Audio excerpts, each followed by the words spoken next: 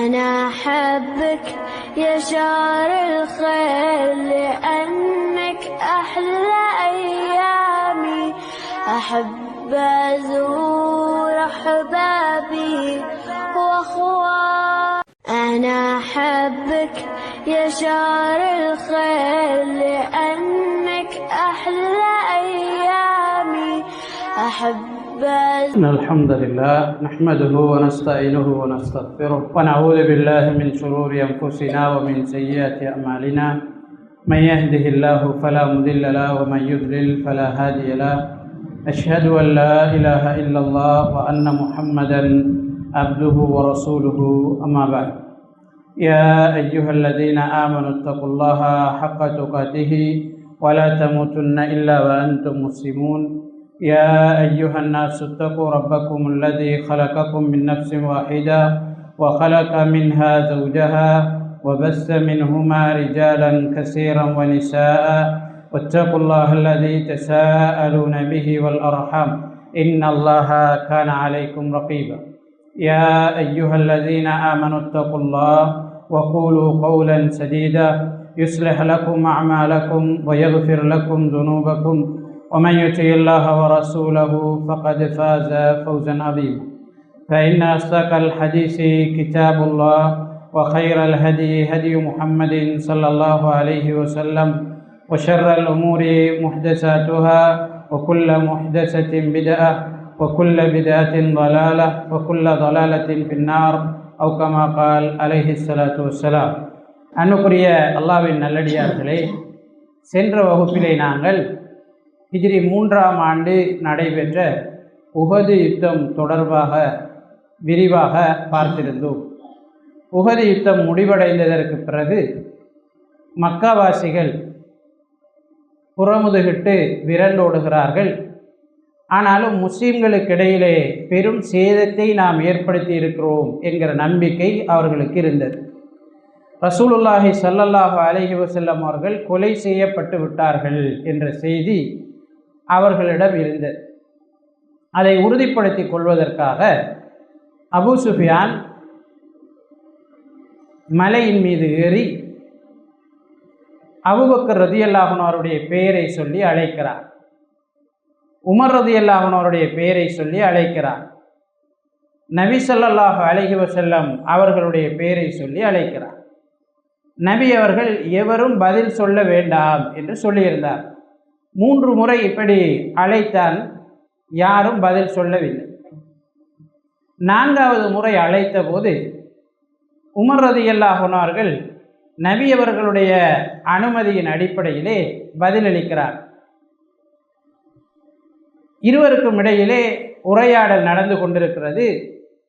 Abu Sufiyan Umar ரலியல்லாஹு அன்ஹு அவர்களிடம் கேட்கிறான், உமரே, அல்லாஹுவை பயந்து சொல், முஹம்மது உயிரோடு இருக்கிறாரா கேட்கிறார். அப்போ நபி ஸல்லல்லாஹு அலைஹி வஸல்லம் அவர்கள் உயிரோடு இருக்கிறார்கள் என்கிற செய்தியை உமர் ரலியல்லாஹு அன்ஹு அவர்கள் சொல்கிறார்கள். அவர் மாத்திரமல்ல, அபூபக்கர் அனைவரும் உயிரோடு இருக்கிறார்கள் என்கிற செய்தியை உமர் ரலியல்லாஹு அன்ஹு அவர்கள் அபூ சுஃபியானுக்கு அறிவிக்கிறார். போராட்டம் முடிந்ததற்கு பிறகு 3 நாட்கள் நபி அவர்கள் உஹது யுத்தம் நடந்த இடத்திலே தங்கியிருக்கிறார். பொதுவாக அன்றைய காலகட்டத்திலும் சரி இன்றைய காலகட்டத்திலும் சரி போராட்டம் நடக்கின்ற இடத்தில் போராட்டத்தில் வெற்றி பெற்றவர்கள் தங்கியிருப்பது வழமை. அது போராட்டத்திற்குரிய ஒரு தன்மை. வெற்றி பெற்றவர்கள் அந்த இடத்திலே சிறிது காலம் என்ன செய்வார்கள், தங்கியிருப்பார்கள். வேறு ஆபத்துக்கள் வேறு எதிர்விளைவுகள் வருகிறதா என்பதை உறுதிப்படுத்தி கொள்வதும் அதை தடுப்பதும் அதனுடைய நோக்கம். இப்போ 3 நாட்கள் நபி ஸல்லல்லாஹு அலைஹி வஸல்லம் அவர்கள் தங்கி இருக்கிறார்கள்.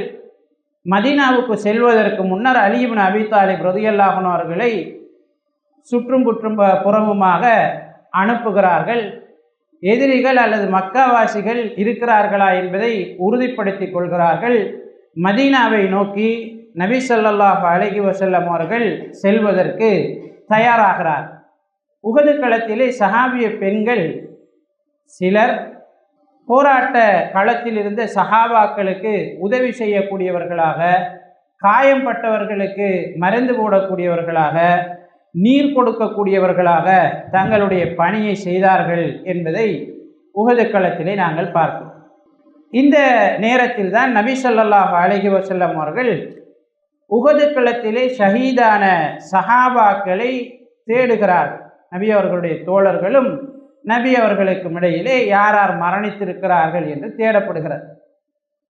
ஸெய்த் இப்னு சாபித் ரலியல்லாஹு அன்ஹு அவர்களை நபி ஸல்லல்லாஹு அலைஹி வஸல்லம் அவர்கள் அழைத்து, ஸஅத் இப்னு ரபீ உயிரோடு இருக்கிறாரா, அவருடைய நிலை என்ன, அவர் உயிரோடு இருந்தால் அவருக்கு நான் சலாம் சொன்னதாக சொல்லுங்கள் என்று சொல்லி அனுப்பி வைக்கிறார்.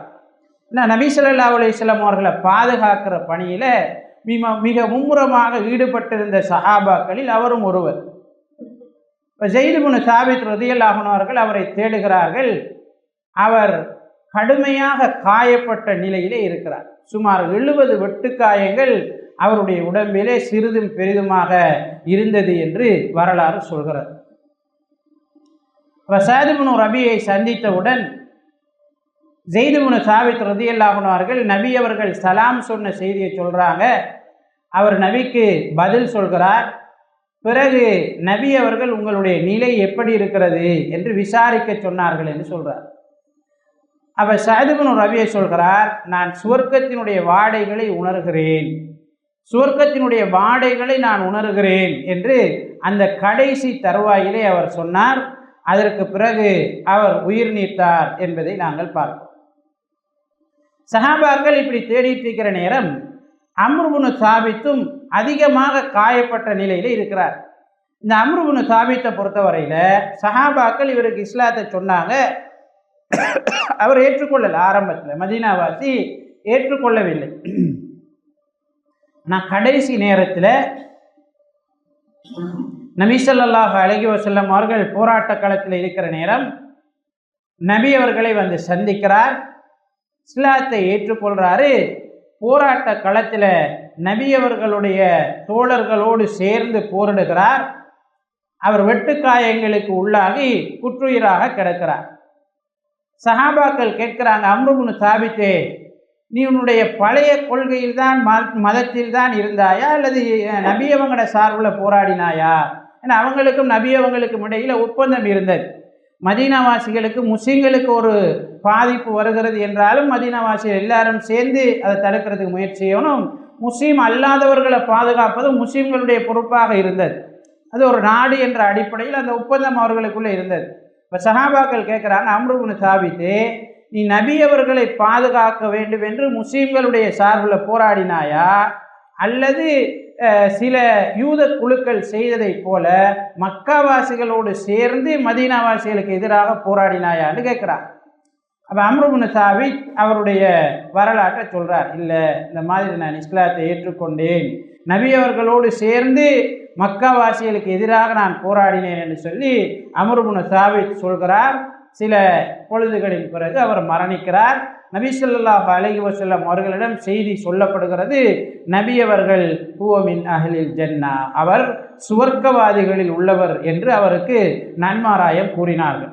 அபூ ஹுரைரா ரலியல்லாஹு அன்ஹு அவர்கள் சொன்னார்கள், தொழாமல் சுஜூது செய்யாமல் சுவர்க்கத்திற்கு செல்லக்கூடிய ஒரு மனிதர் அம்ர் இப்னு சாபித் என்று அபூ ஹுரைரா ரலியல்லாஹு அன்ஹு அவர்கள் சொன்னார்கள். இப்படி சஹாபாக்கள் தேடிக்கொண்டிருக்கிற நேரம் பனு சஅலபா கோத்திரத்தை சேர்ந்த ஒரு யூதரும் கொலை செய்யப்பட்டிருந்தார். அப்போ யூத கோத்திரங்கள் உண்மையாகவே நபி அவர்களை பாதுகாப்பதற்காக, சஹாபாக்களை பாதுகாப்பதற்காக அந்த ஒப்பந்தத்தின் அடிப்படையில் அவர்கள் போராடி இருக்க வேண்டும். ஆனால் அவங்க போராடலை. ஆனால் இந்த மனிதர் என்ன சொன்னார் என்றால், நான் செய்து கொண்ட ஒப்பந்தத்தை பாதுகாப்பேன், நிச்சயமாக முகம்மதுக்கும் அவருடைய தோழர்களுக்கும் சார்பாக நான் போராடுவேன் என்று அந்த யூத குழுக்கள்கிட்ட பிரச்சனைப்பட்டு கொண்டு நீங்கள் இப்படி இருக்கக்கூடாது, ஒப்பந்தத்தை நிறைவேற்றணும் என்று சொல்லிட்டு அவர் நபி ஸல்லல்லாஹு அலைஹி வஸல்லம் அவர்களையும் சஹாபாக்களையும் பாதுகாப்பதற்காக போரிடுகிறார். அவர் அந்த யுத்த களத்திலே, உஹது களத்திலே கொலை செய்யப்படுகிறார். நபி ஸல்லல்லாஹு அலைஹி வஸல்லம் அவர்கள் அவருடைய செயலுக்கு நன்றி தெரிவித்திருந்தார்கள். யூதர்களில் ஒரு சிறந்த ஒருவராக அவரை நபி அவர்கள் குறிப்பிட்டிருந்தார். அப்போ யூதர்களுடைய இந்த ஒப்பந்தங்களை மீறுற தன்மை இதெல்லாம் புதுசு கிடையாது. அவங்க வரலாற்று நெடுகிலையும் என்ன அப்படித்தான். எந்த ஒரு சமூகத்திற்கும் உண்மைக்குண்மையாக அவர்கள் இருந்தவர்கள் கிடையாது. எந்த ஒரு சமூகத்துடனும் நாங்கள் ஒப்பந்தம் செய்திருக்கிறோம், நல்லா இருப்போம் என்று இருந்த ஒரு கூட்டம் கிடையாது. எந்த அளவு கண்டா இஸ்லாமிய அறிஞர்கள் சொல்கிறார்கள், சரி நீ சதி செய்கிறாய் என்னென்ன செய்கிறாய் போயிட்டு அவனை கொண்டே தலைமைத்துவத்தில் இருப்பாட்டினாலும் அவன்கிட்ட எல்லா அதிகாரமும் கையில் வந்தாலும் அதுக்கப்புறம் சதி செய்கிறவனாக தான் அவன் இருப்பான் என்று சொல்லி இஸ்லாமிய அறிஞர்கள் குறிப்பிடுவார். அப்போ சதி செய்தல் என்பதும் ஒப்பந்தத்தை மீறுவது என்பதும் நம்பிக்கை துரோகம் செய்வதும் அவர்களோடு கிட்டத்தட்ட ஒட்டி பிறந்த ஒரு பண்பு. நபி ஸல்லல்லாஹு அலைஹி வஸல்லம் அவர்களும் சஹாபாக்களும் மதீனாவை நோக்கி விரைகிறார்கள். மதீனாவாசிகள் சஹாபாக்களையும் நபி ஸல்லல்லாஹு அலைஹி வஸல்லம் அவங்களையும் என்ன செய்கிறாங்க, வரவேற்கிறார்கள். ஹம்னா பின் ஜஹ்ஷ் ரலியல்லாஹு அன்ஹு அவர்கள் வருகிறார்கள். அவருடைய தந்தை கொலை செய்யப்பட்ட செய்தி, பிள்ளை கொலை செய்யப்பட்ட செய்தி, அவருடைய கணவன் முஸஅப் பின் உமைர் ரலியல்லாஹு அன்ஹு அவர்கள் கொலை செய்யப்பட்ட செய்தி அவருக்கு சொல்லப்படுகிறது. மிக கடுமையாக கவலைப்படுகிறார்கள். அவருக்கு நபி ஸல்லல்லாஹு அலைஹி வஸல்லம் அவர்கள் ஆறுதல் சொல்கிறார். பனு தீனார் கோத்திரத்தைச் சேர்ந்த ஒரு பெண்ணும் உஹது களத்தில் இருந்து வந்த சஹாபாக்களை சந்திக்கிறார். அவருடைய கணவன் மரணித்து விட்டார், அவருடைய தந்தை மரணித்து விட்டார், அவருடைய பிள்ளையும் மரணித்து விட்டார் என்ற செய்தி அவருக்கு சொல்லப்படுகிறது. ஆனால் அந்த பெண்ணோ நபி ஸல்லல்லாஹு அலைஹி வஸல்லம் அவர்களையே தேடுகிறார், நபி அவர்களையே தேடுகிறார். ஏன்னா நபி ஸல்லல்லாஹு அலைஹி வஸல்லம் அவங்க மௌத்தாயிட்டாங்க என்ற ஒரு செய்தி சொல்லப்பட்டிருந்தது. நபி அவங்க மௌத்தாயிட்டாங்க என்ற செய்தியை யாராலையும் ஏற்றுக்கொள்ள முடியலை. அப்போ நபி அவர் தேடுறார். அவருக்கு கணவன் மௌத்தாயினது பெருசாப்படலை, பிள்ளை மௌத்தாயினது பெருசாப்படலை, தன்னுடைய தந்தை மரணித்ததும் அவருக்கு பெருசாப்படலை. நபி அவங்கள தேடுறார். நபி ஸல்லல்லாஹு அலைஹி வஸல்லம் அவங்கள கண்ட உடனே அவர் சொல்கிற, அல்லாஹ்வின் தூதரே, உங்களுடைய முகத்தை பார்த்ததற்கு பிறகு இருந்த எல்லா கவலைகளும் போய்விட்டது. நீங்கள் உயிரோடு இருக்கிறீர்கள் என்பதுதான் எங்களுக்கு மிகப்பெரிய ஆறுதலான சந்தோஷம் அளிக்கக்கூடிய செய்தி என்று அந்த பெண்மணி சொன்ன வரலாற்றை நாங்கள் பார்க்கிறோம். நபி ஸல்லல்லாஹு அலைஹி வஸல்லம் அவர்கள் ஷவ்வால் மாதம் பிற 7 சனிக்கிழமை ஹிஜ்ரி 3ஆம் ஆண்டில் மதீனாவுக்கு வருகிறார். இதில் முஸ்லிம்கள் தரப்பில் 70 பேர் கொலை செய்யப்பட்டிருந்தார்கள். பெரும்பான்மையானவர்கள் அன்சாரி தோழர்கள். ஹஸ்ரஜ் கோத்திரத்தில் 41 பேர் கொலை செய்யப்பட்டிருந்தார்கள். ஹவுஸ் கோத்திரத்தில் 24 பேர் கொலை செய்யப்பட்டிருந்தார்கள். நபி அவர்களையும் சஹாபாக்களோடும் செய்து கொண்ட ஒப்பந்தத்தை மீறக்கூடாது என்ற அடிப்படையில் ஒரு யூதரும் போராடி மரணித்திருந்தார். 4 மக்காவாசிகள் தான் கொலை செய்யப்பட்டிருந்தார். இந்த போராட்ட களத்தில் 4 மக்காவாசிகள் தான் கொலை செய்யப்பட்டிருந்தார். அப்போ கிட்டத்தட்ட 65 பேர் மதீனாவாசிகள். அன்சார்கள் என்று அவர்களுக்கு சொல்வதற்குரிய நியாயங்களை இது நமக்கு தெளிவுபடுத்துகிறது. அன்சார்கள் என்ன, யாரு? உதவி செய்யக்கூடியவர்கள். எல்லா சந்தர்ப்பங்கள்லையும் நபி ஸல்லல்லாஹு அலைஹி வஸல்லம் அவர்களுடைய எல்லா சந்தர்ப்பங்கள்லையும் அவர்கள் உதவியாளர்களாக இருந்தார்கள். அதனால் அவங்களோட கோத்திரத்திற பேரெல்லாம் மங்கிட்டு, இப்போ நம்ம பயானில் வகுப்புகளில் தான் அவங்களோட கோத்திரத்திற பேரெல்லாம் சொல்லப்படும். மதீனாவாசிகளை பற்றி மொத்தமாக சொல்லும்போது அன்சார்கள் என்று தான் சொல்லுவாங்க. அந்த பெயர் அவர்கள் எல்லோருக்கும் நிலையான ஒரு பெயராக மாறிவிட்டது. என்ன, அந்த அளவுக்கு அவர்கள் நபி ஸல்லல்லாஹு அலைஹி வஸல்லம் அவர்களுக்கும் சஹாபாக்களுக்கும் இஸ்லாத்தை பாதுகாப்பதற்கும் கடுமையாக உதவி செய்தார்கள். தங்களுடைய ஒப்பந்தத்தை நிறைவேற்றினார்கள். இதே நேரம் மக்காவாசிகளில் 37 பேர் தான் மரணித்திருந்தாங்க. மக்காவாசிகளில் உஹது களத்தில் 37 பேர் தான் மரணித்திருந்தார்கள். ஆனால் அவங்க எல்லாத்தையும் முட்டு போட்டு ஓடி இருந்தாங்க. இப்போ இங்கே முஸ்லீம்களுக்குத்தான் சேதம் அதிகமாக இருந்தது. ஆனால் மக்காவாசிகள் எல்லாத்தையும் விட்டுட்டு என்ன செஞ்சிருந்தார்கள்? ஓடி இருந்தார். அல்லாஹு தஆலா அவர்களுடைய உள்ளத்தில் பயத்தை போட்டிருந்தார். கிட்டத்தட்ட மக்காவாசிகளுடைய அணி வெற்றியடையும் என்கிற நிலையில் இருக்கிற நேரம் அவர்களுக்குள்ள அந்த சலசலப்பும் பிரிவினையும் ஏற்பட்டு அவர்கள் என்ன செய்கிறார்கள்? ஒரு கட்டுப்பாடு இல்லாமல் விரண்டோடுகிறார்கள். உஹது களம் சஹாபாக்களுக்கும் நபி அவர்களுக்கும் சார்பானதாக மாறுகிறது. அல்லாஹு தஆலா அல் குர்ஆன்ல சனுல்கி ஃபீ குலூபில்லதீன கஃபரு ருஹ்ப, நிராகரித்தவர்களுடைய உள்ளங்களில் நாங்கள் பயத்தை போடுவோம் என்று அல்லாஹு தஆலா குர்ஆன்ல சொல்றார். எனவே அவர்களுக்கு உள்ளத்திலே பயம் இருந்தது. சஹாபாக்களும் உஹது களத்திலே இருந்தார்கள். இந்த காட்சிகள் எல்லாம் அவர்களால் ஏற்றுக்கொள்ள தாங்கிக் கொள்ள முடியாமல் இருந்த காட்சிகள். அதனால் அவர்களுக்குள்ளே ஓட்டம் எடுத்தார். ஆனால் நபி ஸல்லல்லாஹு அலைஹி வஸல்லம் அவர்கள் மிகச்சிறந்த ஒரு தலைவர், நுணுக்கமாக திட்டமிடக்கூடிய ஒருவர், அல்லாஹு தஆலாவோடு நேரடியாக தொடர்பில் உள்ள ஒருவர். நபி ஸல்லல்லாஹு அலைஹி வஸல்லம் அவர்கள் இதையெல்லாம் எடை போடுறாங்க. எங்களுக்குள்ள அதிகமான தாக்கம் ஏற்பட்டிருக்கிறது என்பது மக்காவாசிகளுக்கு தெரியும். பழம் நழுவி பாலில் உள்ள போகிற சந்தர்ப்பத்தில் மக்காவாசிகள் விரண்டோடினார்கள் என்பதும் அவர்களுக்கு தெரியும்.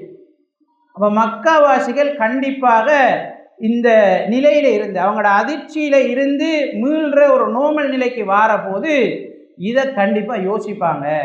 நம்ம மடத்தனம் செஞ்சிட்டோம், நம்ம இன்னும் கொஞ்சம் நேரம் போராட்ட களத்தில் பொறுமையாக இருந்திருந்தால் எல்லாத்துக்கும் ஒரு முடிவு கட்டிருக்கலாம்னு அவங்க யோசிப்பாங்க. அப்படி யோசிக்கிற நேரம் அவர்கள் திரும்ப வரக்கூடும். அவங்க எல்லாரும் திரும்ப ஒரு இடத்துல தங்குற நேரம், அவர்களுக்குள்ள பேச்சு கதை வார நேரம், இந்த மாதிரி அவர்களுடைய செயல்களை என்ன செய்வாங்க, திரும்ப மீட்டி பார்ப்பாங்க. அவர்களுக்கு உஹது களத்தில் அவர்களுக்கு சார்பாக நடந்த நிறைய விஷயங்கள் ஞாபகம் வரும். வந்ததுக்கு பிறகு ஒரு வேளை அவங்க ஓய்வெடுக்கிற இடத்துல இருந்து எல்லாரும் ஒட்டுமொத்தமாக சேர்ந்து திரும்ப தாக்குவதற்காக வரலாம் என்று நபி ஸல்லல்லாஹு அலைஹி வஸல்லம் அவங்க என்ன செய்கிறாங்க, கணிக்கிறாங்க. கணிச்சிட்டு மதீனாவில் சஹாபாக்களுக்கு உத்தரவு போடுறாங்க, யாரெல்லாம் உஹது யுத்தத்தில் கலந்து கொண்டீங்களோ அவங்க மட்டும் திரும்ப நாம் மக்காவாசிகளை துரத்தி செல்வதற்கு தயாராகுங்கள் சொல்கிறாங்க. அப்போ இடையில அவங்க வேற மாதிரி யோசிக்கிறதுக்கு நாங்கள் சந்தர்ப்பம் கொடுக்கவே கூடாது. இப்போ இதை ஒரு முடிவை செஞ்சிடணும்னு சொல்லி நபி ஸல்லல்லாஹு அலைஹி வஸல்லம் அவர்கள் சஹாபாக்களுக்கு அறிவிக்கிறார்கள். அப்துல்லாஹ் இப்னு உபை இப்னு சலூலும் இதில் ஜாயின்ட் ஆகிறதுக்கு விரும்புகிறார். அவன் முனாஃபிக்களுடைய தலைவர், ஏற்கனவே முஸ்லீம்களுடைய அணிக்குள்ளே குழப்பத்தை ஏற்படுத்த வேண்டும் என்பதற்காக முயற்சி செய்தவர். அப்போ சஹாபாக்கள் இதை மறுத்து விடுகிறார்கள். அவன் புறக்கணிக்கப்படுகிறான். நபி ஸல்லல்லாஹு அலைஹி வஸல்லம் அவர்களோடு உஹது களத்தில் கலந்து கொண்ட சஹாபாக்களும் இன்னும் சில சஹாபாக்கள், நபி அவங்க அனுமதி அளித்த ஒரு சில சஹாபாக்களும் சேர்ந்து ஹம்ரா அல் அசத் என்று சொல்லக்கூடிய இடம் வரைக்கும் போகிறார். மக்காவாசிகளை துரத்துறதுக்காக போகிறார். கிட்டத்தட்ட இது மதீனாவில் இருந்து 8 கிலோமீட்டர் தொலைவில் உள்ள ஒரு பிரதேசம். 8 கிலோமீட்டர் தொலைவு வரைக்கும் நபி ஸல்லல்லாஹு அலைஹி வஸல்லம் அவங்க இந்த போராட்ட களத்திலிருந்து விரண்டோடியவர்களை தேடி திரட்டி போறார். மக்காவாசிகள் ரவுஹா என்று சொல்லக்கூடிய ஒரு இடத்துல ஓய்வெடுக்கிறாங்க. எல்லாரும் சேர்ந்து கிட்டத்தட்ட மதீனாவில் இருந்து 36 மைல் தொலைவில் உள்ள ரவுஹா என்று சொல்லக்கூடிய ஒரு இடத்துல ஓய்வெடுக்கிறார். அப்போ ஓய்வெடுக்கிற நேரம் ஏற்கனவே நபி ஸல்லல்லாஹு அலைஹி வஸல்லம் அவர்கள் சிந்தித்ததை போல மக்காவாசிகள் தங்களுக்குள்ள பேசிக்கொள்றாங்க. நம்ம என்ன ஒரு தப்பு பண்ணிட்டோம், என்ன ஒரு மூடத்தனமான வேலை செஞ்சிட்டோம், எல்லாமே நம்மளோட கைக்குள்ள இருந்த நேரம் நம்ம சிதறிட்டோமே, அவங்களுக்கு அதிகமான பாதிப்பு வந்து கொண்டிருந்த நேரம் நாங்கள் இன்னும் எங்களோட முயற்சியை கூட்டாமல் தவறு விளைத்து விட்டோம் என்று அவர்களுக்குள்ள அவங்க என்ன செய்கிறாங்க, பேசிக்கொள்கிறார். அப்போ அபூ சுஃபியான் மற்ற மீதம் இருந்த தலைவர்களும் என்ன செய்கிறாங்க, பேசிக்கொள்கிறாங்க. இது நாங்கள் செஞ்சது முட்டாள்தனமான வேலை, நாங்கள் ஓடி வந்திருக்கக்கூடாது. ஏன்னா மதீனா முழுக்க வெறுமையாக இருந்தது. உஹது களத்தில் சஹாபாக்கள் கடுமையான பாதிப்புக்குள்ளாக இருந்தாங்க. மதீனா வெறுமையாக தான் இருந்துச்சு. மதீனாவில் பெண்களும் அவர்களுடைய சிறிய பிள்ளைகளும் ஒரு சில சஹாபாக்களும் தான் இருந்தாங்க. நபி அவர்களால் நியமிக்கப்பட்ட தலைவரும் இப்படி தான் இருந்தாங்க. மதீனா அவர்களுக்காக திறந்து கிடந்தது. இந்த ஓடி வந்தாக்கள் மதீனாவுக்குள்ளே பூந்திருந்தா கூட கொஞ்ச நாளைக்கு இந்த யூத கோத்திரங்களோட சேர்ந்து மதீனாவை அவங்களோட கொண்டோலுக்குள்ளே வச்சுருந்துருக்கலாம். ஆனால் அல்லாஹ் தாலா அந்த எண்ணங்கள்லாம் அவங்களோட உள்ளத்தில் போடலை, அந்த எண்ணங்களை போடலை. இது எல்லாத்தையும் அவங்க ரவுஹான இடத்துல இருந்து யோசிக்கிறாங்க. நம்ம தப்பு பண்ணிட்டோம்னு என்ன செய்கிறாங்க, யோசிக்கிறாங்க. அதுக்கு பிறகு நாம் திரும்ப மதீனாவுக்கு போகிற இதோட ஒரு முடிவை அவங்களுக்கு கட்டுறேன்னு அங்கேருந்து முடிவெடுக்காங்க. இந்த நேரம் ஹம்ரா என்ற இடத்துல மாதிப் இப்னு அபி மாதப் என்று சொல்லக்கூடிய ஒருவர் நபி ஸல்லல்லாஹு அலைஹி வஸல்லம் அவங்களை சந்திக்கிறார். நபி ஸல்லல்லாஹு அலைஹி வஸல்லம் அவங்களை சந்திக்கிறாரு. அவர் இஸ்லாத்தை ஏற்றுக்கொண்டார் என்று சொல்லப்படுது. அவர் இஸ்லாத்தை ஏற்றுக்கொண்டுட்டு மக்காவை நோக்கி போறார். சிலாக்கள் சொல்றாங்க இல்லை, அவர் இஸ்லாத்தை ஏற்றுக்கொள்ளலை, ஆனால் நபி ஸல்லல்லாஹு அலைஹி வஸல்லம் அவங்களுக்கு உதவி செய்யக்கூடிய ஒரு ஆளாக இருந்தார்னு சொல்றார். இப்படி 2 விதமான அறிவிப்புகள் இருக்கிறது. அப்போ அவர் மக்காவை நோக்கி போறார். போகிற வழியில இந்த அபூ சுஃபியானையும் மக்காவாசிகளையும் சந்திக்கிறார்.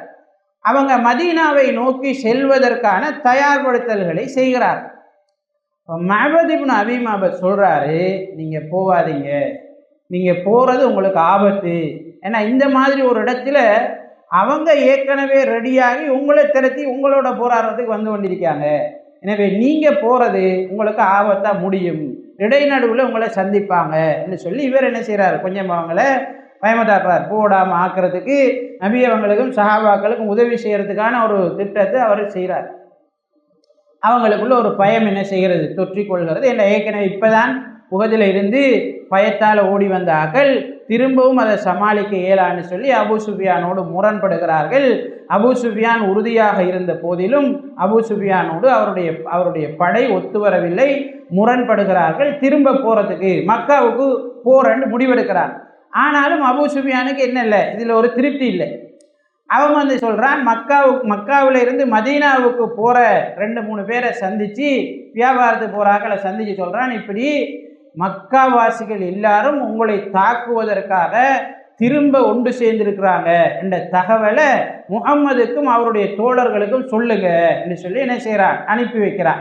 இப்போ நம்ம திரும்பி தான் மக்காவுக்கு போகிறோம் என்றாலும் நம்ம எதிரிகளை என்ன செய்யணும், பயமுறுத்தணும் என்றதுக்காக, முஹம்மது ஸல்லல்லாஹு அலைஹி வஸல்லம் அவர்களையும் சஹாபாக்களையும் பயமுறுத்தணும் என்றதுக்காக இப்படி ஒரு தகவலை சொல்லிட்டு அவனுடைய தோழர்களோடு மக்காவை நோக்கி விரைந்து செல்கிறான். அல்லாஹு தஆலா சூரத் ஆல இம்ரான்ல சுமார் 60 வசனங்களை இந்த போராட்டம் தொடர்பாக இறக்கி இருப்பதை நாங்கள் குர்ஆனிலே பார்க்கிறோம்.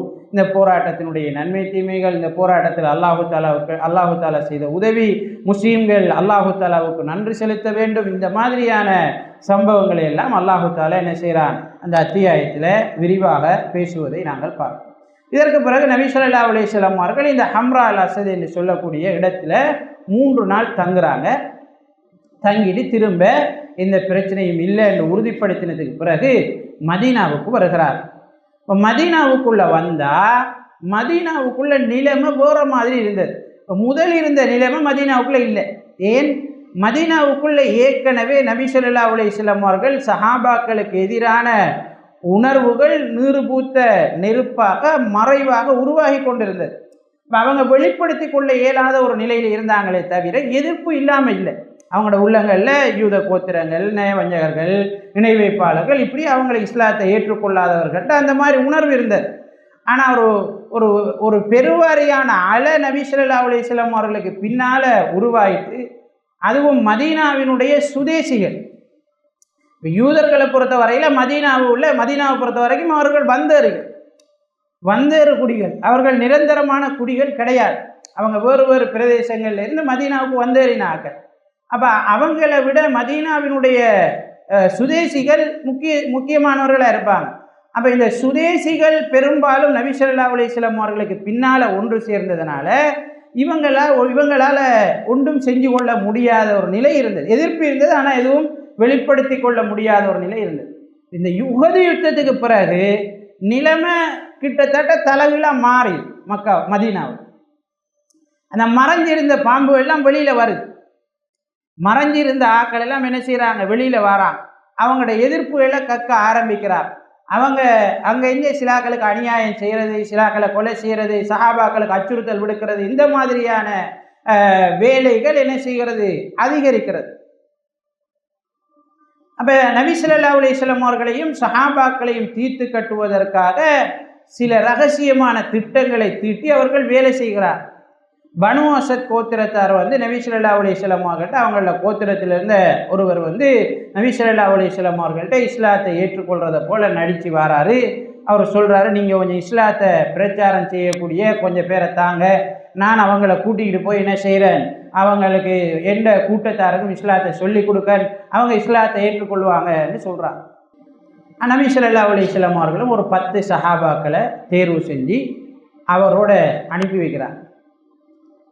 ஆனால் இவர் ரஜி என்று சொல்லக்கூடிய ஒரு இடத்துல போய் அவர் மறைச்சி வச்சிருந்த திட்டத்தை வெளிப்படுத்துகிறார். இந்த சஹாபாக்களுக்கு எதிராக போராடுவதற்காக அவருடைய கூட்டத்தாரையெல்லாம் அழைக்கிறார். அவங்களுக்கு எதிராக போராட்டம் நடக்கிறது. கிட்டத்தட்ட 6 அல்லது 7 பேர் அதில் கொலை செய்யப்படுகிறார். 3 பேரை திரும்ப என்ன செய்கிறாங்க, அழைச்சிட்டு போகிறாங்க. அதில் ஒரு சஹாபி திரும்ப அவங்களோட சேர்ந்து போராடி சண்டை பிடிச்சாரு, அவரையும் கொலை செய்கிறான். 2 பேர் தான் மிச்சம். 2 பேரையும் எடுத்துகிட்டு போய் மக்காவில் சந்தையில் அடிமையாக விற்கிறார். இந்த ஹுபைப் என்கிற சஹாபி உஹது களத்தில் முக்கியமாக போராடி ஒருவர், மக்கா தலைவர்களை கொலை செய்தவர். அப்போ அவரையும் என்ன செய்கிறாங்க, மக்காவாசிகள் அடிமையாக வாங்குகிறார். இப்போ இந்த 2 பேரும் உஹது களத்தில் யார் மரணித்தார்களோ அவர்களுடைய குடும்பத்தால் வாங்கப்படுகிறார். ஹுபைப் கொண்டு வரப்படுகிறார். ஹுபைபு கிட்ட அபூ சுஃபியான் கேட்கிறான், உன்னை நாங்கள் விடுதலை செய்கிறோம், உனக்கு எந்த தொந்தரவும் நாங்கள் செய்கிறதில்லை, உன்னை நாங்கள் பாதுகாப்பாக வைக்கிறோம், உனக்கு தேவையான எல்லாம் செஞ்சு தரோம், ஆனால் உன்னுடைய இடத்தில் முஹம்மது இருப்பதை நீ விரும்புகிறாயா? அதாவது உனக்கு பதிலாக முகம்மதை நாங்கள் கொண்டாந்து கொலை செய்கிறதுக்கு உனக்கு விருப்பமான்னு கேட்குறான். சூசகமாக என்னென்றால், நீ ஏதாவது சதி செய்து முகம்மதை கொலை செய்வாயாக இருந்தால், அந்த ஒப்பந்தத்தை அந்த முடிவை எங்களுக்கு தருவாயாக இருந்தால் உன்னை நாங்கள் விடுதலை செய்கிறோம், உனக்கு தேவையான எல்லாத்தையும் தாரோம், உனக்குரிய பாதுகாப்பு எல்லாம் தாரோம். அப்போ தான் அவர் வரலாற்றில் பொன்னெழுத்துக்களால் எழுதப்பட்ட ஒரு வார்த்தையை சொன்னார். முஹம்மது ஸல்லல்லாஹு அலைஹி வஸல்லம் அவங்க இந்த இடத்துல வாரதில்லை விஷயம், நான் இந்த இடத்தில் இருக்க, முஹம்மது அவருடைய ஸல்லல்லாஹு அலைஹி வஸல்லம் அவங்க வீட்டில் இருந்தாலும் அவருடைய காலில் முள் தைப்பதை கூட நான் விரும்ப மாட்டேன் என்று சொன்னார். நான் எப்படியோ போகிறேன், ஆனால் முஹம்மது ஸல்லல்லாஹு அலைஹி வஸல்லம் அவங்க வீட்டில் இருக்க, அவர் பாதுகாப்பான சந்தோஷமான நிலையில் இருக்கிற போது கூட அவருடைய காலில் ஒரு முள் தைப்பதை கூட நான் விரும்ப மாட்டேன் என்று சொன்னார். இதுதான் அந்த சஹாபாக்களுடைய ஈமானிய உறுதி, அவங்க நபி ஸல்லல்லாஹு அலைஹி வஸல்லம் அவர்கள் மீது வைத்திருந்த அளப்பரிய நம்பிக்கை, மரியாதை, பற்று. இதனால தான் அவங்களோட பேரை நம்ம சும்மா சொல்கிறது கிடையாது, ரலியல்லாஹு அன்ஹும் என்று நாங்கள் சொல்லுவோம். அல்லாஹு தஆலா அவர்களை பொருந்தி கொண்டதாக அல் குர்ஆனிலே சொல்கிறார். அல்லாஹ் அவர்களை பொருந்தி கொண்டதாக அல் குர்ஆனிலே என்ன செய்கிறார், சாட்சி சொல்கிறார். அவங்களோட தியாகங்களுக்கு அதுக்கு பிறகு யாருடைய தியாகமும் ஈடாகாது, யாருடைய தியாகமும் என்ன செய்யாது, ஈடாகாது. அவங்களுடைய இடத்தை யாருமே என்ன செய்யாது, இயலாது, இந்த சமூகத்தில் பிடிக்க இயலாது. ஏண்டா அது அவங்களுக்கு பிறகு யார் இஸ்லாத்தை பின்பற்றி வாழ்ந்தாலும் இவங்களுக்கு கிடைக்கிற நன்மை அளவு அவங்களுக்கு கிடைச்சி கொண்டே இருக்கு. அவங்க தான் இதுக்கெல்லாம் அடித்தளமிட்டவர்கள். அப்போ அவங்க செய்த அந்த தியாகத்தினால தான் இவ்வளோ இஸ்லாம் வளர்ந்தது, அல்லாஹ் தஆலாவுடைய உதவியால். அப்போ பின்னுக்கு வர எத்தனை கோடி பேர், லட்சக்கணக்கானவர்கள் என்ன நன்மைகள் செய்தாலும் அதிலிருந்து ஒரு பங்கு அவங்களுக்கு போய்கொண்டே இருக்கு. அப்போ யாரும் இந்த சமூகத்தில் அவங்களோட சிறப்பை அடைந்து கொள்ள முடியாது. அதுக்கு பிறகு ஹுபைப் ரலியல்லாஹு அன்ஹு அவர்கள் கொலை செய்யப்படுகிறார்கள் என்கிற செய்தியை பார்க்க. இதே ஆண்டில் இதுவும் முஸ்லீம்களுக்கு ஒரு சோகமான செய்தி. நபி ஸல்லல்லாஹு அலைஹி வஸல்லம் அவர்களுக்கும் முஸ்லீம்களுக்கும் மிக கவலையை கொடுத்த சோகமான ஒரு செய்தி. இதே ஆண்டில் ஹிஜ்ரி 4ஆம் ஆண்டு இன்னும் ஒரு சம்பவம் நடக்குது. வேறு மவுனா என்று இஸ்லாமிய வரலாற்றில் பிரபல்யமான சம்பவம். பனு ஆமிர் கோத்திரத்திலிருந்து சிலர் நபி ஸல்லல்லாஹு அலைஹி வஸல்லம் அவர்கள்ட வாராங்க. இப்போ நபி ஸல்லல்லாஹு அலைஹி வஸல்லம் அவங்களுக்கு சஹாபாக்கள் அவர்களுக்கு இஸ்லாத்தை சொல்கிறார். அவங்க என்ன ஒப்பந்தம் செய்கிறாங்க என்றால், உங்களிலிருந்து சிலரை எங்களோடு அனுப்பி வைங்க, அவங்கள நாங்கள் கொண்டு போய் பாதுகாத்து எங்களுடைய கூட்டத்திற்கு இஸ்லாத்தை பிரச்சாரம் செய்வோம். அப்போ இப்போ என்ன நடக்குதுன்னா, திரைமறைவில் கொஞ்சம் கொஞ்சமாக சஹாபாக்களை நபியை விட்டும் தூரப்படுத்துவது, இந்த பலத்தை பலவீனப்படுத்துவது, முஸ்லீம்களுடைய பலத்தை, முஸ்லீம்களுக்குள்ளே இருக்கிற இந்த ஒற்றுமையை பலவீனப்படுத்துவது என்கிற திட்டம் தான் திரைமறைவில் நடந்து கொண்டு இருக்கிறது. அப்போ கொஞ்சம் கொஞ்சமாக சஹாபாக்கள் இலக்கு வைக்கப்படுகிறார். அப்போ இந்த பனு ஆமிர் கோத்திரத்தாரும் இதுக்கு விதிவிலக்கானவர்கள் அல்ல. அவர்களும் நபி அவங்கள்ட்ட வந்து இந்த மாதிரி சொல்கிறாங்க. நபி ஸல்லல்லாஹு அலைஹி வஸல்லம் அவர்களும் 70 சஹாபாக்கள், சில அறிவிப்புகளில் 40 சஹாபாக்கள் என்றும் சில அறிவிப்புகளில் 70 சஹாபாக்கள் என்றும் வந்திருக்கிறது. இப்போ பெரும்பான்மையானவர்கள் 70 சஹாபாக்கள் என்று சொல்கிறார்கள். இந்த 70 பேரும் கிட்டத்தட்ட இஸ்லாத்தை நன்கு படித்தவர்கள், இஸ்லாத்தை நன்றாக அடுத்தவர்களுக்கு சொல்லக்கூடியவர்கள், கிட்டத்தட்ட குர்ஆனை மனனம் செய்தவர்கள். அப்போ முக்கியமானவர்களை நபி ஸல்லல்லாஹு அலைஹி வஸல்லம் அவர்கள் தேர்வு செய்து அனுப்பி வைக்கிறார். இப்போ இந்த கூட்டம் மவுனா என்று சொல்லக்கூடிய கிணறு இருக்கக்கூடிய இடத்துக்கு வந்தவுடனே அவங்க மறைச்சி வச்சிருந்த திட்டங்களை எல்லாம் வெளிப்படுத்துகிறார். அவங்களோட உதவியாளர்களை எல்லாம் அழைச்சி இவர்களுக்கு எதிராக கடுமையாக என்ன செய்கிறார்கள், போரிடுகிறார்கள். ஒருவரை தவிர 69 பேரும் கொலை செய்யப்படுறாங்க, ஷஹீதாக்கப்படுறாங்க. ஒரே ஒருவர் கொலை செய்யப்பட்டவர்களுக்குள்ள கொலை செய்யப்பட்டவர் மாதிரி கிடக்கிறாரு, அவர் தப்புறாரு. பிறகு அவரும் ஹந்தக் யுத்தத்தில் ஷஹீதானார் என்று வரலாறு சொல்லு. இது முஸ்லீம்களுக்கு மிகப்பெரிய ஒரு இடியை கொடுத்தது, முஸ்லீம்களுக்கு மிகப்பெரிய கவலையை கொடுத்தது. 70 பேர் ஒட்டுமொத்தமாக, முதல்ல 10 பேர், அதுக்கப்புறம் 70 பேர், இந்த மாதிரி கொஞ்சம் கொஞ்சமாக முஸ்லீம்கள் இழக்கப்பட்டு கொண்டிருக்கிறார்கள், அவர்களுடைய முக்கியஸ்தர்கள் இலக்கு வைக்கப்படுகிறார்கள் என்கிற செய்தி முஸ்லீம்களுக்கும் ரசூல் ஸல்லல்லாஹு அலைஹி வஸல்லம் அவர்களுக்கும் மிகப்பெரிய கவலையை கொடுத்தது. நபி ஸல்லல்லாஹு அலைஹி வஸல்லம் அவர்கள் இதற்காகவே 1 மாதம் தொடர்ச்சியாக குனூத் ஓதினார்கள் என்று புகாரியில் வரக்கூடிய செய்தி சொல்லுது. இந்த சம்பவத்தோடு தொடர்புடைய கோத்திரங்களுக்கு எதிராக சபித்து, தக்வான் போன்ற கோத்திரங்களுக்கு சபித்து நபி ஸல்லல்லாஹு அலைஹி வஸல்லம் அவர்கள் கிட்டத்தட்ட 1 மாதம் அளவு தொடராக தொழுகைகளிலே குனூத் ஓதினார்கள் என்று புகாரியில் வரக்கூடிய செய்தியை நாங்கள் பார்க்கிறோம். இப்போ சுபஹ்ல ஓதுற குனூத் அல்ல, அது ஒரு கூட்டத்திற்கு சாபமிட்டு இன்னொரு கூட்டத்திற்கு சார்பாக பிரார்த்தனை செய்து ஐங்கால தொழுகைகளிலே நபி ஸல்லல்லாஹு அலைஹி வஸல்லம் அவர்கள் ஓதிய குனூத்து சுபஹ்ல மாத்திரம் ஓதிய குனூத் கிடையாது. 1 மாதம் அளவு நபி ஸல்லல்லாஹு அலைஹி வஸல்லம் அவங்க குனூத் ஓதுறாங்க. அதுக்கு பிறகு நபி ஸல்லல்லாஹு அலைஹி வஸல்லம் அவர்கள் அதை விடுகிறார்கள்.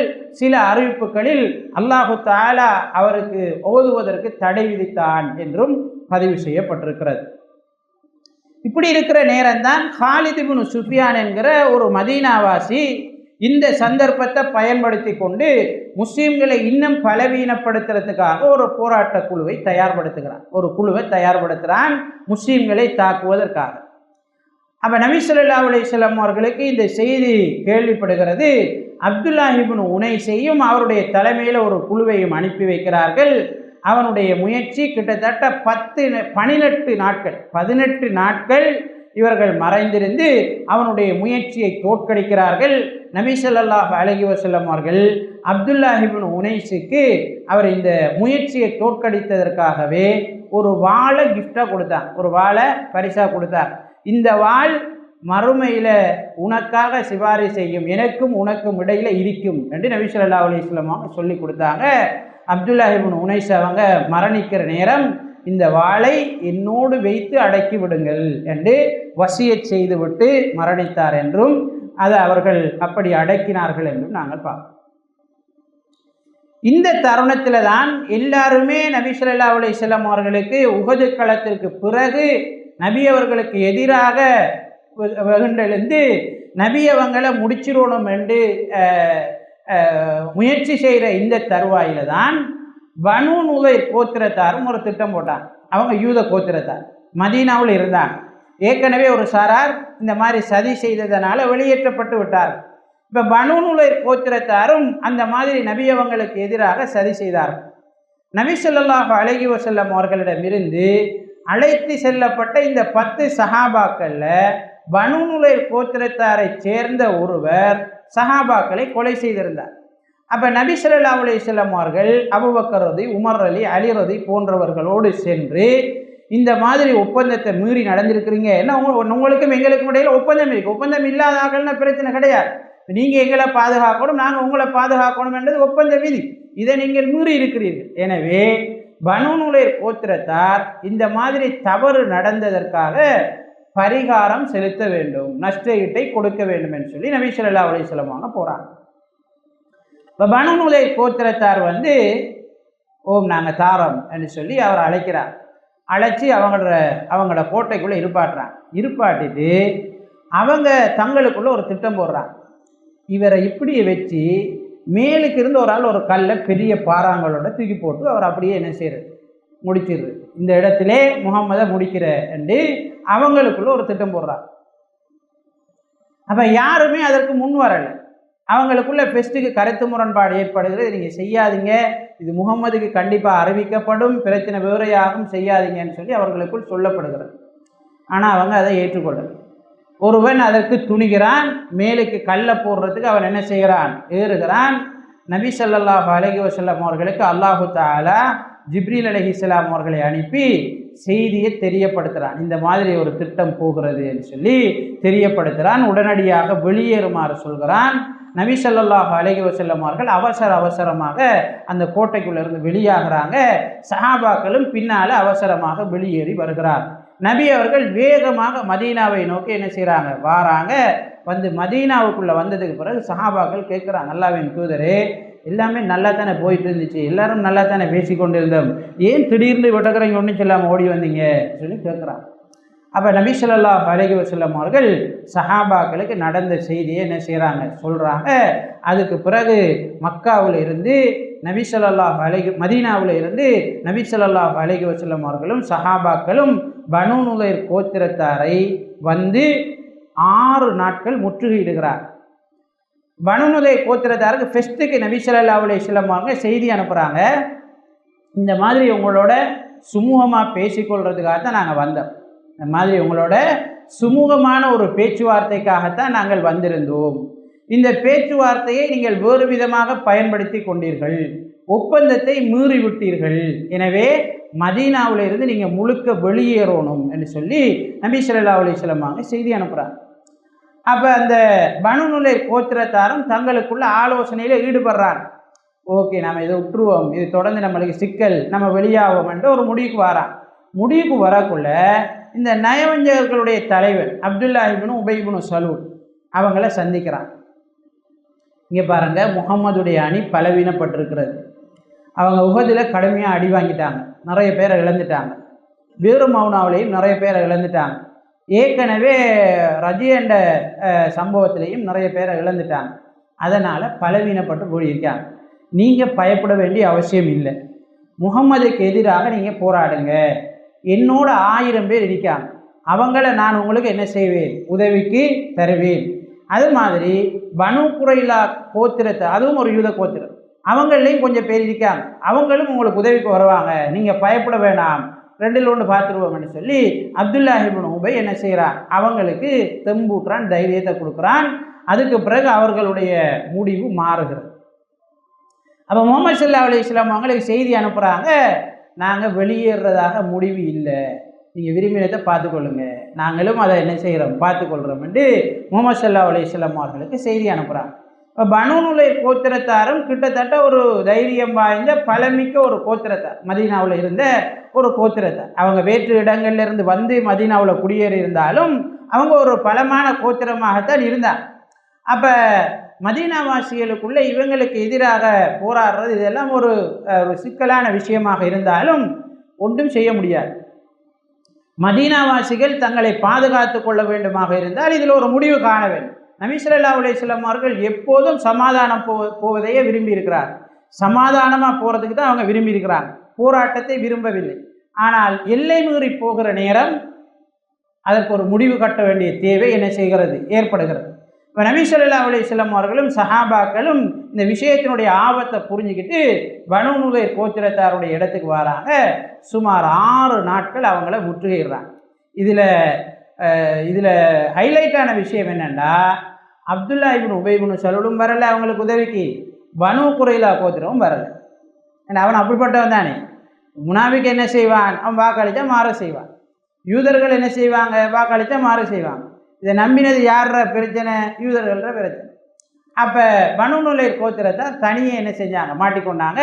அவங்களால எதுவும் செய்ய முடியலை. கடைசாக 6 நாளைக்கு பிறகு சரி உங்களோட தீர்மானத்துக்கு நாங்கள் வாரோம் அப்படின்னு சொல்லி நபி அவர்களோடு என்ன செய்தார்கள், அவங்க சமாதானத்துக்கு வந்தாங்க. நபி அவங்க விரும்பியிருந்தால் அந்த நேரமே அவர்களை தீர்த்திருக்க முடியும். நபி அவங்களோட முடிவுக்கு தான் அவங்க வந்தாங்க. ஆனால் நபி ஸல்லல்லாஹு அலைஹி வஸல்லம் அவர்கள் அவர்களுக்கு எதிராக போராடுவதோ அவர்களை கொலை செய்வதோ அவருடைய நோக்கமாக இருக்கவில்லை. மதீனாவில் எல்லாரும் சமாதானமாக சுமூகமாக சுதந்திரமாக வாழ வேண்டும் என்பதுதான் நபி அவர்களுடையும் சஹாபாக்களுடையும் லட்சியமாக இருந்தது, அதான் கோரிக்கையாக இருந்தது. அப்போ அதுக்கு யாரெல்லாம் பிரச்சனை போடுறாங்களோ சிக்கலை ஏற்படுத்துகிறாங்களோ அவங்கள கட்டுப்படுத்தி வைக்கிறது தான் இதனுடைய நோக்கம். அப்போ பனூ நுதைர் கோத்திரத்தார் இந்த மாதிரி முடிவு கொடுத்த உடனே நபி அவர்களுக்கு எது செய்வதற்கும் வாய்ப்பு இருந்தது. ஆனால் நபி ஸல்லல்லாஹு அலைஹி வஸல்லம் அவங்க அல்லாஹு தஆலா சொல்கிற மாதிரி ரஹ்மத்துல் லில் ஆலமீன், உலகத்தாருக்கு அவங்க அருட்கொடை, உலகத்தாருக்கான அருள் அவங்க. அது முஸ்லீம்களாக இருக்கலாம் முஸ்லீம் அல்லாதவர்களாக இருக்கலாம், எல்லோருக்கும் அருளாக அனுப்பப்பட்டவர் முஹம்மது ஸல்லல்லாஹு அலைஹி வஸல்லம். நபி ஸல்லல்லாஹு அலைஹி வஸல்லம் அவங்கள மன்னிக்கிறாங்க. பாருங்கள் எவ்வளோ உயர்ந்த குணம், மன்னிக்கிறாங்க. சொல்கிறாங்க நீங்கள் செஞ்சதெல்லாம் பிரச்சனை இல்லை, ஆனால் நீங்கள் திரும்பவும் இதுக்குள்ளே இருக்க முடியாது, திரும்பவும் இதுக்குள்ளே இருக்க முடியாது, நீங்கள் மதீனாவை விட்டு வெளியேற வேண்டும் என்று அவங்களுக்கு என்ன செய்கிறாங்க, உத்தரவிடுறாங்க. அவர்களும் மதீனாவிலிருந்து ஹைபர் பிரதேசத்திற்கு வெளியேறி சென்றார்கள் என்று வரலாறு சொல்கிறது. இதை சூரத்துல் ஹஷ்ரில் அல்லாஹு தஆலா முழுமையாக இந்த வரலாற்றை சொல்கிறார். சூரத்துல் ஹஷ்ர் என்கிற அத்தியாயத்திற்கு அப்துல்லாஹ் இப்னு அப்பாஸ் ரலியல்லாஹு அன்ஹு அவர்கள் சொல்கிறார்கள், சூரத்துன் நுதைர், இது சூரத்துல் ஹஷ்ர் அல்ல, இது சூரத்துன் நுதைர், பனூ நுதைர் கோத்திரத்தாருடைய வரலாற்றை பற்றி முழுமையாக சொல்லக்கூடிய சூரான்னு சொல்லி அப்துல்லாஹ் இப்னு அப்பாஸ் ரலியல்லாஹு அன்ஹு அவர்கள் அதற்கு பெயர் வைத்தார்கள். அப்போ அந்த சூறாவில் அல்லாஹு தஆலா போராட்டம் சம்பந்தமாக, அது மாதிரி அடுத்தவர்களோடு சமாதானமாக போகிறது சம்பந்தமாக, யுத்த காலத்தில் பின்பற்ற வேண்டிய ஒழுங்குகள் சம்பந்தமாக, மன்னிப்பு கொடுக்கறதினுடைய முக்கியத்துவம் சம்பந்தமாக, இந்த மாதிரி எல்லாம் அல்லாஹு தஆலா அதிகமான விஷயங்களை அந்த சூறாவில் பேசி இருக்கிறத நாங்கள் பார்க்கணும். இந்த காலகட்டத்தில் தான் இன்னும் ஒரு பிரச்சனையும் ஹிஜ்ரி 4 ரபீஉத் தானி அல்லது ஜுமாதல் ஊலாவில் அந்த மாதத்தில் நடக்குது. அதுக்கு கஸ்வத்து நஜித் என்று பெயர்.